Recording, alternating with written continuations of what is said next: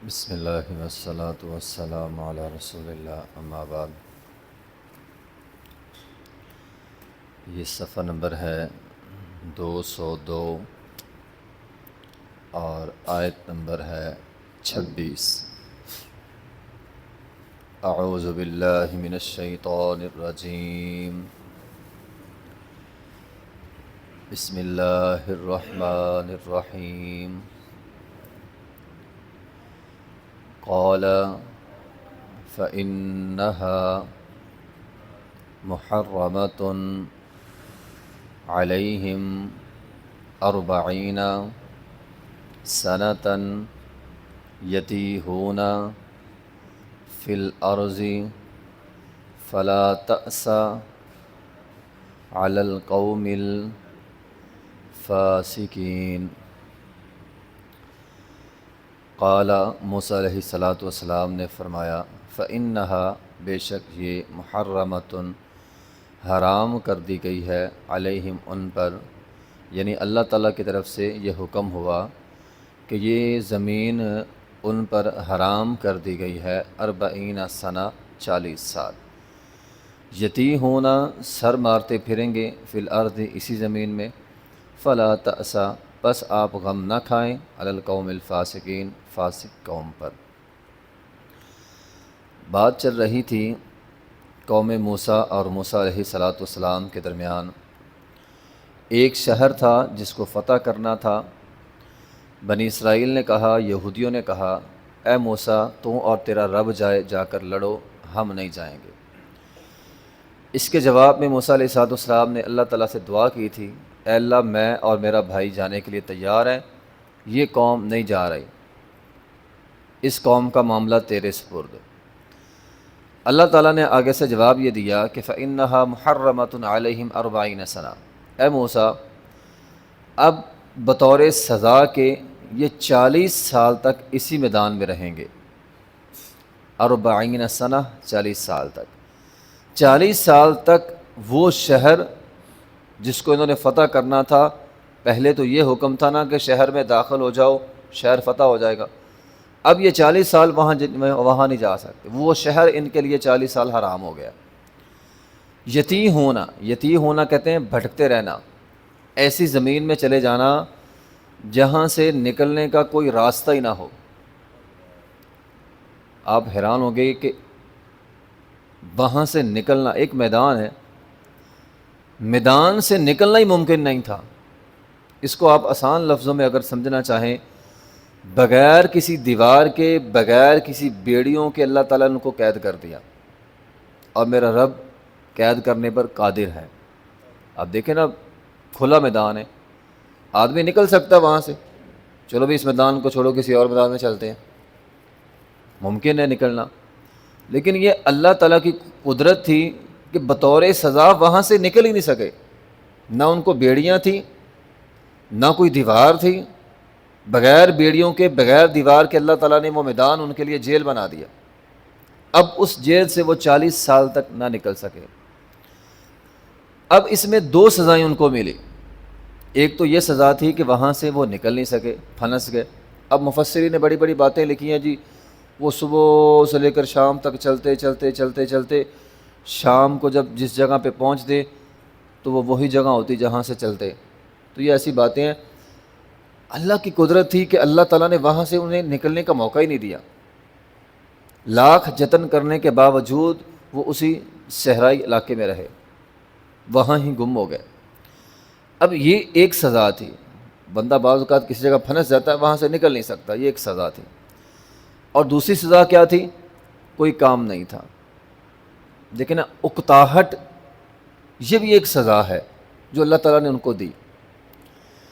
بندے کو کام ہی کوئی نہ ہو، نہ کوئی زمیندارہ ہے، نہ کوئی دکاندارہ ہے، نہ کوئی تجارت ہے، کچھ بھی نہیں، بالکل فارغ، من سلوا آسمان سے آ رہا، بیٹھ کے کھا رہے ہیں، کوئی کام نہیں۔ یہ بھی ان کے لیے ایک سزا تھی، آپس میں لڑتے رہتے تھے۔ اس میں جو ہمارے لیے سمجھنے والی بات ہے، جو ہمارے لیے قرآن کی نصیحت ہے، وہ یہ ہے، نافرمانی پہ اللہ کی نعمت زائل ہو جاتی ہے۔ اللہ تعالیٰ نے ایک نعمت دی تھی، شہر دیا تھا، ایک نافرمانی کی اللہ تعالیٰ نے 40 سال کے لیے واپس لے لی۔ دوسرا سبق یہ ملا کہ نافرمانی پر سزا 40 سال تک بھی ہو سکتی ہے۔ بندہ یہ سمجھتا ہے یار میں تو میرا کام نہیں ہو رہا، میں اب نمازیں بھی پڑھتا ہوں، مولوی صاحب میں تو صبح و شام کے اذکار بھی کرتا ہوں، ہاں پہلے میں نافرمان تھا، پہلے میں گناہ گار تھا، اب میں نمازی بھی ہوں، صبح و شام کا اذکار بھی کرتا ہوں، میں تلاوت قرآن بھی کرتا ہوں، میں سارے کام کرتا ہوں، لیکن میرا کام نہیں ہو رہا۔ کیا اس آیت کے تحت یہ ممکن نہیں ہے سابقہ تیرے کسی گناہ کی سزا ہی 40 سال تک چل رہی ہے؟ اب تو نیک بنا ہے نا، اور پھر بندہ کہتا ہے میں نے تو کوئی بڑا گناہ بھی نہیں کیا۔ بعض اوقات انسان کا گناہ انسان کی زبان سے نکلنے والا ایک جملہ ہوتا ہے۔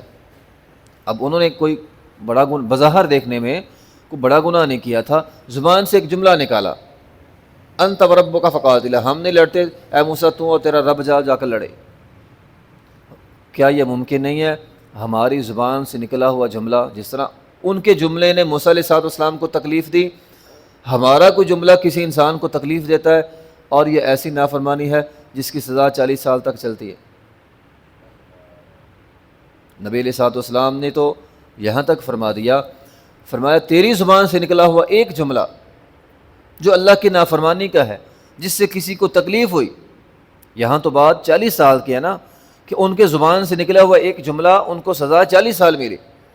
نبی علیہ السلام نے فرمایا میری امت کے لوگوں، تمہاری زبان سے نکلا ہوا ایک جملہ جو کسی کو ناراض کرتا ہے، جو کسی کو تکلیف دیتا ہے، حتیٰ کہ حدیث کے الفاظ یہ بھی ہیں لا یلقی لہا بال، اس کا مطلب یہ ہوتا ہے کہ آدمی نے زبان سے جملہ نکالا لیکن اسے پتہ نہیں میں نے کیا نکالا، غور نہیں کیا، لڑائی ہو جاتی ہے، کسی کے ساتھ بحث چل پڑتی ہے، آدمی زبان سے پتہ نہیں کیا کیا بول جاتا ہے، غور نہیں کرتا، اس نے غور نہیں کیا، زبان سے ایک جملہ تھا یا حبیبی فی جہنم، نبی علیہ السلام نے فرمایا کل قیامت کے دن حساب ہوگا اور ایک جملہ انسان کو جہنم کے اندر لے جائے گا، اور یہاں ان کا ایک جملہ ان کو 40 سال کی سزا ہے۔ اب وہ لاکھ جتن کر رہے ہیں، لاکھ محنتیں کر رہے ہیں، لیکن 40 سال کی انہیں سے سزا ملی ہے، وہ وہاں سے باہر نہیں نکل سکتے۔ تو اگر اللہ نہ کرے ہمارے ساتھ کسی کے ساتھ ایسا معاملہ ہے کہ سال ہا سال ہو گئے، بندے کا کام بھی پھنسا ہوا ہے، بندہ اس کام سے نکل ہی نہیں پا رہا، اس آفت سے، اس مصیبت سے نکل نہیں پا رہا، تو غور کرے میرا کوئی گناہ ہے۔ اب اس کا حل کیا ہے؟ اس کا حل یہ ہے استغفار، استغفروا ربکم انہ کان غفارا یرسل السماء علیکم مدرارا ویمددکم باموال وبنین ویجعل لکم جنات ویجعل لکم انہارا ما لکم لا ترجون للہ وقارا۔ اللہ تعالیٰ فرماتے ہیں تم استغفار کیوں نہیں کرتے؟ ما لکم لا ترجون للہ وقارا، تمہیں کیا ہو گئے، تم اللہ سے اس طرح ڈرتے نہیں ہو؟ تو وجہ ہمارے گناہ ہوتی ہیں، اور اس کا حل استغفار ہے، اس کا حل ہے اللہ تعالیٰ سے ڈرنا۔ تو 40 سال ہی سزا کیوں ملی؟ 40 سال کا عرصہ ایک ایسا عرصہ ہے جس میں ایک نسل تقریباً ختم ہو جاتی ہے۔ اب جو اس دور میں 40 سال کے تھے، 40 سال کے بعد 80 سال، 80 سال تک بہت لوگ کم جاتے ہیں، 80 سال سے پہلے انسان جو ہے میکسیمم دنیا کی عمر جو ہے وہ ختم ہو جاتی ہے۔ تو 40 سال میں تقریباً وہ جو نسل تھی وہ ایک ختم ہو گئی، اب نئی نسل آئی، نئی نسل نے جہاد کیا، اور اللہ تعالیٰ نے بیت المقدس یعنی مسجد اقصیٰ والا حصہ جو ہے وہ انہیں عطا کر دیا۔ تو بہرحال یہ ہمارے لیے سبق ہے کہ بعض اوقات انسان کو گناہ کی سزا ایک لمبا عرصے تک ملتی ہے، اور اس آیت کے تحت یہ بھی پتہ چلا ہے کہ بعض اوقات انسان کے گناہ کی سزا عمر بھر کے لیے بھی ملتی ہے۔ یا 40 سال تھے نا، ان کی عمریں ختم ہو گئے، مر گئے، بندہ کبھی کوئی ایسا گناہ بندے سے ہو جاتا ہے کہ جس کی سزا عمر بھر کے لیے ہوتی ہے، اس لیے حل فوراً توبہ ہے۔ فلا تأس علی القوم الفاسقین۔ اب موسیٰ علیہ السلام سے یہ بھی کہا جا رہا ہے غم نہیں کرنا اس سزا پہ، یہ ان کی سزا ہے۔ جس طرح بعض اوقات والدین یا استاد بچے کو ڈانٹ لیتے ہیں، مار لیتے ہیں، بعد میں دل میں افسوس ہوتا ہے، دکھ ہوتا ہے میں نے اس کو سزا دی ہے، ڈانٹا ہے، تو اے پیغمبر آپ نے افسوس نہیں کرنا، یہ ان کو سزا ہے اللہ کی طرف سے۔ تو ہمارے لیے جو سبق ہے اس آیت کے تحت وہ 2 اسباق ہیں۔ ایک تو یہ ہے کہ نافرمانی بعض اوقات انسان کے لیے لمبی سزا کا باعث بنتی ہے، استغفار کرنی ہے۔ دوسرا یہ سبق ہے کہ نافرمانی سے نعمتیں زائل ہو جاتی ہیں، نعمتیں ختم ہو جاتی ہیں۔ خاص طور پہ نبی علیہ الصلوۃ والسلام کی ایک حدیث ہے، نبی علیہ الصلوۃ والسلام نے فرمایا ہے جب انسان نافرمانیاں کرتا ہے اللہ کی طرف سے انسان کا رزق اٹھا لیا جاتا ہے۔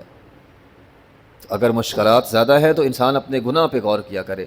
وَإِذَا أَرَدْنَا أَن نُهْلِكَ قَرْيَةً أَمَرْنَا مُتْرَفِيهَا فَفَسَقُوا فِيهَا فَحَقَّ عَلَيْهِ الْقَوْلُ، یہ رب کا قرآن ہے، میری بات نہیں ہے۔ اللہ تعالیٰ قرآن میں فرماتے ہیں جب اللہ تعالیٰ کسی قوم کو پکڑتا ہے بحیثیت قوم، جب کسی پر عذاب آتا ہے تو کیا ہوتا ہے؟ اللہ تعالیٰ فرماتے ہیں مترفیہا ففسقوا فیہا، اس قوم کے خوشحال لوگ اللہ کی نافرمانیاں کرتے ہیں۔ تو آج ہمارے ملک میں جو صورتحال ہے دیکھ لیں، جیسا جیسا بندہ امیر ہوتا جاتا ہے ویسے ویسے اللہ سے دور ہوتا جاتا ہے۔ جس گھر میں اے سی آ جائے اس گھر میں فجر کی نماز ختم ہو جاتی ہے، سارا دن سوئے رہتے ہیں۔ یہ رب کا قرآن کہہ رہا ہے مترفیہا، خوشحال لوگ اللہ تعالیٰ کی نافرمانیاں کرتے ہیں تو پھر اللہ تعالیٰ کا عذاب بحیثیت قوم آ جاتا ہے۔ تو اس لیے اللہ کی نعمتیں زائل ہو جاتی ہیں جب بندہ اللہ کی نافرمانیاں کرتا ہے۔ تو اللہ کی نافرمانیوں سے بچیں اور زیادہ سے زیادہ استغفار کریں۔ اللہ تعالیٰ ہمیں معاف فرمائے۔ آخر دعوانا الحمدللہ رب العالمین۔